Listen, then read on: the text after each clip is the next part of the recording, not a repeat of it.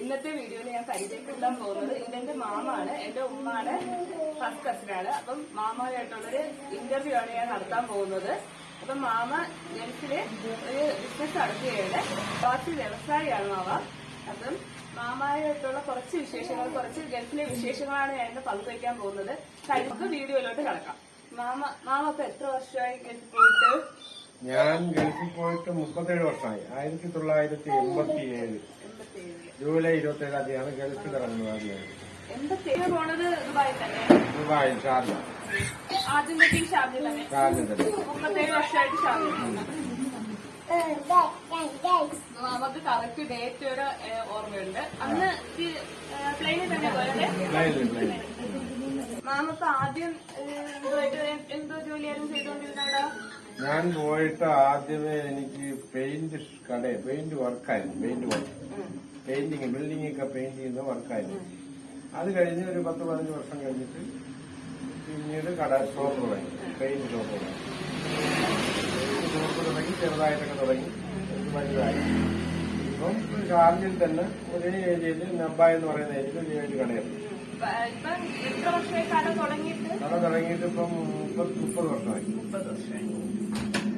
30 വർഷമായില്ല, 27 വർഷം.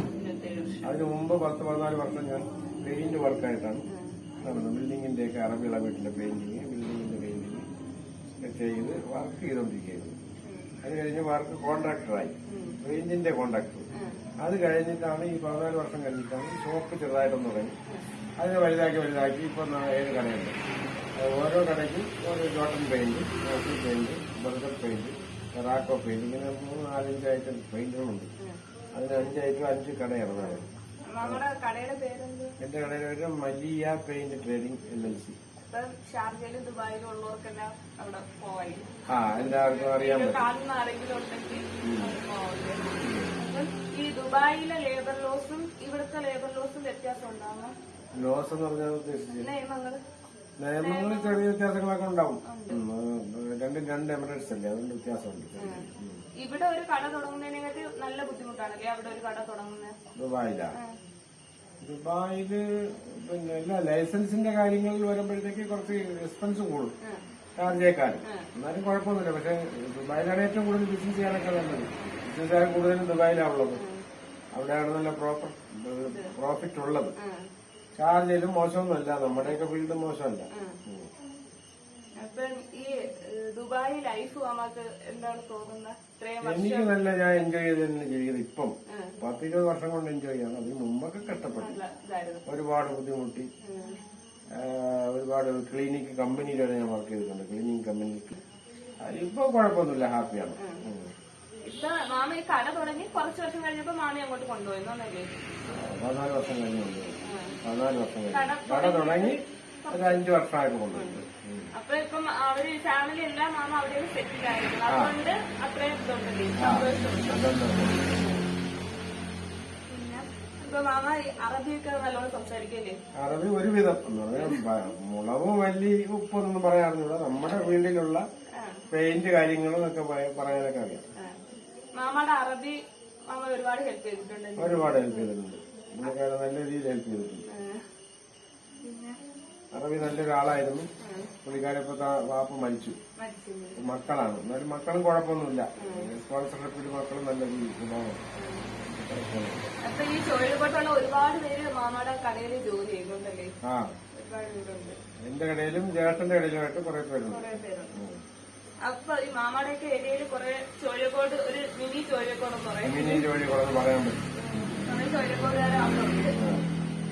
മാമക്ക് അപ്പൊ ഈ ഷാർജയിൽ 37 വർഷം നിന്നിട്ട് മാമക്ക് ഏറ്റവും ഇഷ്ടപ്പെട്ട പ്ലേസ് എവിടെയാണ് ഷാർജയിൽ? ഞാൻ നിൽക്കുന്ന ഏരിയ നബ്ബ. ഷാർജ നബ്ബ. അതൊരു ബീച്ച് ഏരിയ ആണല്ലേ? ബീച്ചല്ല, ഒരു റോള മാളെന്ന് പറയുന്നത്. റോള, അതായത് സൂക്ക് ഏരിയ. ഫാമിലിയാണ് അവിടെ കൂടുതൽ. ഫാമിലിയാണ് കൂടുതൽ. ഷാർജയിൽ എന്തെങ്കിലും സ്പെഷ്യലായിട്ട് എന്തെങ്കിലും സ്ഥലമോ അങ്ങനെ എന്തെങ്കിലും ഉണ്ടോ? ഇല്ല, ഷോപ്പുകളിൽ ഞാൻ വാടകയ്ക്ക് എടുത്തിട്ടുള്ളൂ, അല്ലാതെ വേറെ ഒന്നുമില്ല. അല്ല, കാണാൻ ഈ ടൂറിസ്റ്റ് പ്ലേസ് അങ്ങനെ വല്ലതും ഉണ്ടോ ഷാർജയിൽ? ടൂറിസ്റ്റ് പ്ലേസ് ഉണ്ടല്ലോ. ഞാൻ കൂടുതൽ അങ്ങനെ പോയിട്ട് എനിക്ക് സമയം കിട്ടിയിട്ടില്ല.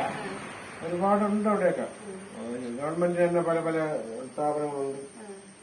മാമ പിന്നെ വേറെ ഇങ്ങനെ രാജ്യത്തോട്ടൊന്നും വേറെ രാജ്യത്ത് ഞാൻ നോക്കിയിട്ടുണ്ടോ? ഇല്ല, അടുത്ത് വേറെ കമ്പനീസ് എനിക്ക് അങ്ങനെ ഇഷ്ടമല്ല. ഞാൻ ഒറ്റ ഒരു സ്ഥലത്തു നിന്നുള്ളത്. മാമക്ക് ഏറ്റവും ഇഷ്ടം ഷാർജ. ദുബായിൽ പോണത് പലരും പറഞ്ഞു, എന്നിട്ട് പോലും ഞാൻ പോയില്ല. എനിക്ക് അവിടെ തന്നെ ഇഷ്ടപ്പെട്ടു. അപ്പൊ മാമക്ക് കേരളത്തെക്കാൾ കൂടുതൽ ഇഷ്ടം ഷാർജയാണ്. അവിടെ വരുമാനം അവിടെ ഇല്ല. ഷാർജ അല്ലെങ്കിൽ മാമ ഇവിടെ ജീവിച്ചതിനെക്കാട്ടും കൂടുതൽ ഇപ്പം ഷാർജയിലായില്ലേ? അന്ന് എത്ര വയസ്സിൽ 37 വർഷം ആയപ്പോഴത്തേക്ക് ഞാനൊന്ന് 19 വയസ്സിലാണ് പോകുന്നത്. 19 വയസ്സ് ആദ്യമേ പോയി. 18 വയസ്സ് ആയപ്പോഴും മാമ പോയി. 19 വയസ്സിൽ പോയി. 19 വയസ്സിൽ പോയി. അപ്പൊ ഇവിടെ ഒന്നേലേക്കാട്ട് കൂടുതൽ ഷാർജയിലാണ് മാമ. ഷാർജയാണ് നിന്നിട്ടുള്ളത്. മാമിന് വേറെ രാജ്യങ്ങളിലോട്ടൊന്നും അങ്ങനെ അധികം ടൂറായിട്ടൊന്നും പോയിട്ടില്ല? ഇല്ല, ഞാൻ ഒരു പ്രാവശ്യം പോയിട്ടുണ്ട്, വിയറ്റ്നാം. അത്രേ ഉള്ളൂ. അല്ലാതെ നമുക്ക് അങ്ങനെ വലിയ താല്പര്യമില്ല. അത്ര വലിയ താല്പര്യമില്ല. വേറെ സ്ഥലത്തോട്ടൊക്കെ ടൂർ പോവാൻ. പിന്നെ സൗദിയിൽ പോയിട്ടുണ്ട്, ഉമ്മറയിൽ. അല്ലാതെ പോയിട്ടില്ല. അതില് നമുക്ക് ട്രാവൽ ചെയ്യാൻ വലിയ താല്പര്യം കുറവുണ്ട്.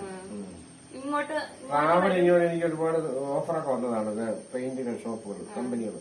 ഞാൻ പലതും നമ്മുടെ അളിയന്മാരെയൊക്കെയാണ് പറഞ്ഞു എനിക്കറിയാൻ എനിക്ക് അങ്ങനെ താല്പര്യം. ഇവിടെ വന്നാലും തന്നെ അവസ്ഥ വിളിച്ചാലും ഞാൻ പോകില്ല, വലിയ പാടാണ്. അന്നും അതിന്റെ അവസ്ഥ. അന്നും ബിസിനസിനോട് മാത്രം ഇങ്ങനെ ലയിച്ച് നടക്കുന്നു, താല്പര്യമില്ല. അതുകൊണ്ട് ബിസിനസിനൊക്കെ വളർത്താൻ പറ്റി. നമ്മള് ട്രാവൽ ചെയ്ത് നടന്നാൽ ഇത്രയും വളരില്ല ബിസിനസ്. നല്ല കോമ്പറ്റീഷൻ ഉണ്ട്. ബംഗാളികൾ, ബംഗ്ലാദേശിൽ നിന്ന് വന്ന കുറെ ആൾക്കാർ ചെറിയ ചെറിയ കടകൾ ഇട്ടിട്ട് വില കുറച്ചൊക്കെ സാധനം കൊടുക്കുന്നുണ്ട്. എന്നാലും നമ്മൾ പിടിച്ചിരിക്കും, കുഴപ്പമൊന്നുമില്ല. ലോക്കൽ സാധനങ്ങളാണ്, വില കുറഞ്ഞ സാധനങ്ങൾ, ക്വാളിറ്റി കുറവാണ്. നമ്മൾ നല്ല നല്ല സാധനങ്ങളെ വെക്കത്തുള്ളൂ. ഇത് വില കൂടുതലാണ്. അത് അറിയാവുന്ന ആൾക്കാർ വരും, മേടിക്കും. എന്നാൽ ലോക്കൽ ആൾക്കാരൊക്കെ അങ്ങോട്ടങ്ങ് പോകും.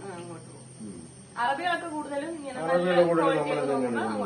നമ്മളെ ജോട്ടൺ പെയിന്റ്സ് ആണ് കൂടുതലുള്ളത്. ജോട്ടൺ അറബികൾക്ക് നല്ല ഇഷ്ടമാണ്, ഭയങ്കര ഇഷ്ടമാണ്. പിന്നെ ഈ ചില കൺട്രിയിലെ ഒരേ കളർ പെയിന്റ് തന്നെ അടിക്കണമെന്നൊക്കെ പറയില്ലേ? ഈ ഖത്തറിലൊക്കെ ഒരുമാതിരി ഒരു ഗ്രീൻ കളർ പെയിന്റാണ് ബിൽഡിങ്ങിനെല്ലാം അടിക്കുന്നത്. അങ്ങനെ ഉണ്ടാക്കാം. ഇത് ഉണ്ടായിരുന്നു ഒരു 15 വർഷം മുമ്പ്. അങ്ങനെ ഉണ്ടായിരുന്നു ഒരു ഏരിയയില്, ഒരു മുനിസിപ്പാലിറ്റി കൊടുക്കുന്ന ഒരു ഏരിയയിൽ ഒരു കളറേ അടിക്കാവും. പക്ഷെ ഇപ്പൊ അങ്ങനെയൊന്നുമില്ല. ഇപ്പൊ മാറുന്നുണ്ട്, മാറ്റങ്ങൾ വന്നിട്ടുണ്ട്. ഇഷ്ടമുള്ളതൊക്കെ അടിക്കാം. പക്ഷെ എങ്കിലും ഭയങ്കര ഡാർക്ക് കളറൊന്നും അടിച്ചു പോകും. പക്ഷെ മാമ ഇങ്ങനെ ഈ കോൺട്രാക്ട് എടുക്കാൻ നോക്കിയിട്ടുണ്ടെങ്കിൽ പെയിന്റിന്റെ കോൺട്രാക്ട് എടുത്ത് തൊഴിലാളികൾ ഇഷ്ടംപോലെ ഇതില്ലേ, ഇഷ്ടംപോലെ. ഇപ്പൊ അതില്ല. ഞാൻ ഷോപ്പ് തുടങ്ങിയ ശേഷം പിന്നെ രണ്ടും കൂടെ കൊണ്ടുപോകാൻ പാടാണ്. പിന്നെ വേറെന്തെങ്കിലും ബിസിനസ് ചെയ്യണമെന്ന് നമുക്ക് തോന്നിയിട്ടുണ്ടോ? അല്ല, എനിക്ക് പെയിന്റിങ്ങിന്റെ മാത്രം എനിക്ക് ഫോക്കസ് ചെയ്തത്. അത് മാത്രമേ ഫോക്കസ് ചെയ്തു. അല്ല, പെയിന്റിങ് മാത്രമല്ല, ഇതിൽ വെൽഡിംഗ് മെറ്റീരിയൽ ഉണ്ട്, കമ്പിയുണ്ട്, സിമന്റ് ഉണ്ട്, ഇരുമ്പുണ്ട്, ഈവൻ താപ് കുര ഞാൻ വിൽക്കുന്നുണ്ട്. താപുണ്ട്, മെറ്റല്, മണല്, എല്ലാ സാധനമുണ്ട്. പോർച്ചെല്ലിങ്ങിന്റെ ജിപ്സന്റെ സാധനങ്ങള് ഒരുപാട് ഐറ്റമുണ്ട്. എന്തെങ്കിലും ഒരു സാധനം 5 കൊല്ലം കഴിഞ്ഞ് വിൽക്കുള്ളൂ, അതും അവിടെ ഉണ്ട്. നമ്മൾ ഈ താബൂക്ക് അവിടെ ഉണ്ടാക്കും. കാസർഗോഡ് അജ്മാനിലൊക്കെ ഉണ്ടാക്കും താബൂക്ക്. നമ്മള് വണ്ടിയിൽ അടിച്ചോണ്ട് കടയിൽ വെച്ചിട്ട് ഒരു പീസിന് 3 ദിറംസ് ഒക്കെ വെച്ച് വിൽക്കും. പെയിന്റ് ഒന്ന് ജോട്ടൺ പെയിന്റ് പിന്നെ ദുബായിൽ തന്നെ ഉണ്ടാക്കുന്നതാണ്. നാഷണൽ പെയിന്റ് നാഷണൽ ഷാർജയിൽ ഉണ്ടാക്കുന്നത്. ബർഗർ പെയിന്റ് ദുബായിൽ ഉണ്ടാക്കുന്നു. അല്ല, നേരത്തെ നാഷണൽ ആയിരുന്നു, പിന്നീട് ജോട്ടൺ കുഴച്ച് തുടങ്ങിയതാണ്.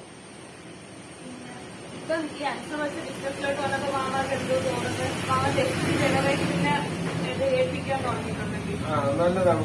അവരെ തുടങ്ങിയപ്പോൾ ഇവിടെയൊക്കെ ടെക്നിക്കൽ പരമായിട്ട് ഒക്കെ വന്നപ്പോഴത്തേക്കും നമുക്ക് ജോലി കുറഞ്ഞു.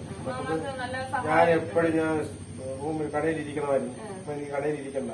കാര്യം എല്ലാം ടെക്നിക്കൽ വഴിയായിട്ട് കമ്പ്യൂട്ടർ വഴി ജോലിഭാരം കുറഞ്ഞു. ഈ 7 കടയും കമ്പ്യൂട്ടറിലൂടെ നിയന്ത്രിക്കുന്നതുകൊണ്ട് നമുക്ക് ഒരു പൈസയും ആരും പറ്റിച്ചുകൊണ്ട് പോകത്തില്ല. എല്ലാ കൃത്യ കണക്കുകളുണ്ട്. അങ്ങനെയൊക്കെ ചിന്തിച്ചാൽ നമുക്ക് അങ്ങനെ തന്നെ. അതൊന്നും ചിന്തിക്കേണ്ട കാര്യമില്ല. അത് അവരൊരു വന്നു, അവർക്ക് നമ്മളുടെ അടുത്ത് തോന്നുന്നു, കുറെ നാൾ നിൽക്കുന്നു, പിന്നെ സ്വന്തമായിട്ട് തുടങ്ങണം തോന്നുന്നു. അതിലൊന്നും നമ്മളെതിരല്ല. ആർക്ക് വേണോ എപ്പോഴും എങ്ങോട്ടും പോവാം. മാമ കൊറേ നേരെ കടയിൽ കൊണ്ടുപോയിട്ട് പിന്നെ ലൈസൻസ് ഒക്കെ എടുത്ത് അവിടുന്ന് മാറിയിട്ട് അവരൊക്കെ മാറിപ്പോയിട്ടുണ്ട് ഒരുപാട്. ഒരുപാട് പേര്, നൂറുകണക്കിന് പേര് അങ്ങനെ മാറിയിട്ടുണ്ടോ? കൊറേ പേര്. എനിക്കതിലൊന്നും യാതൊരു വിഷയമില്ല. നിങ്ങൾ എവിടെയും പോയി രക്ഷപ്പെട്ടോന്ന് ഞാൻ പറഞ്ഞു. ഞാൻ ഒരാൾ പോയ അടുത്ത ആളിനെ എടുക്കും, ഇത്രയേ ഉള്ളൂ. ആദ്യം നമ്മൾ പിടിച്ചു നിർത്താൻ പാടില്ല. അവർക്ക് വിജയിക്കണമെന്ന് നമ്മളെ ശമ്പളം തികയുന്നില്ല. വേറെ കടയിൽ പോയാൽ ശമ്പളം കൊടുത്തിട്ട് പൊക്കോ, ഒരു പ്രശ്നമില്ല. എനിക്കിപ്പോ 38 പേര് 7 കടയിലായിട്ട്. എല്ലാം മലയാളികളാണോ? അല്ല, ബംഗ്ലാദേശിലെ ആൾക്കാരുണ്ട്, മലയാളികളും. പക്ഷെ പാകിസ്ഥാനികളൊന്നുമില്ല. നേരത്തെ ഉണ്ടായിരുന്നു, ഇപ്പൊ ഇല്ല.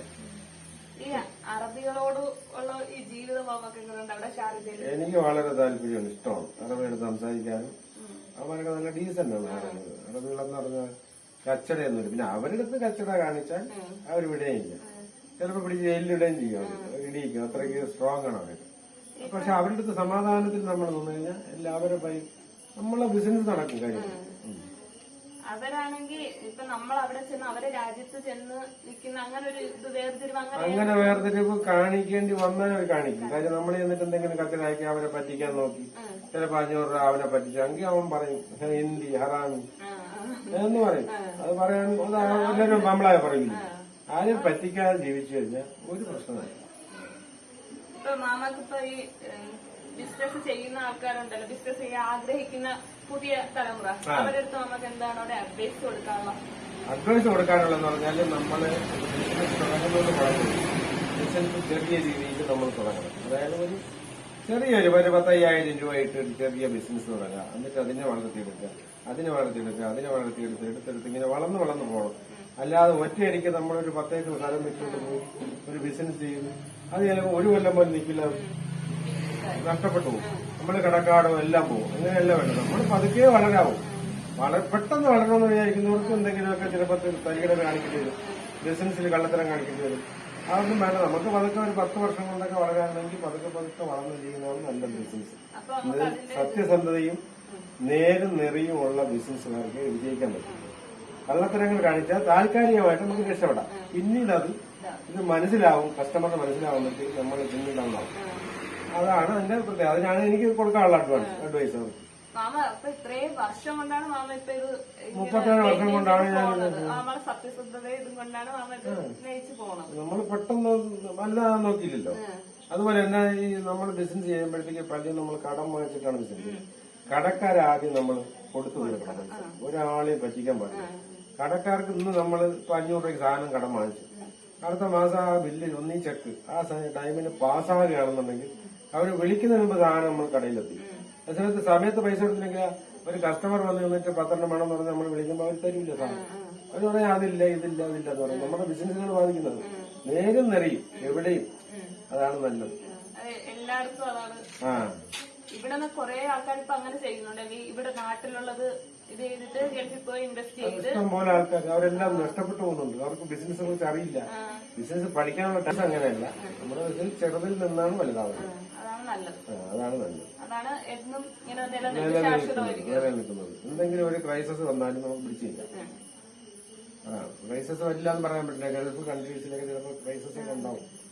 ആ സമയത്ത് നമുക്ക് പിടിച്ചിരിക്കണമെങ്കിൽ നമ്മൾ താഴേന്നേ വന്ന ആ ഒരു അനുഭവം വേണം.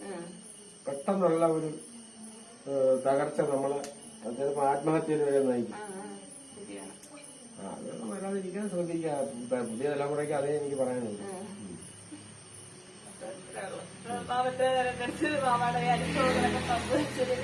വളരെ നന്ദി. വളരെ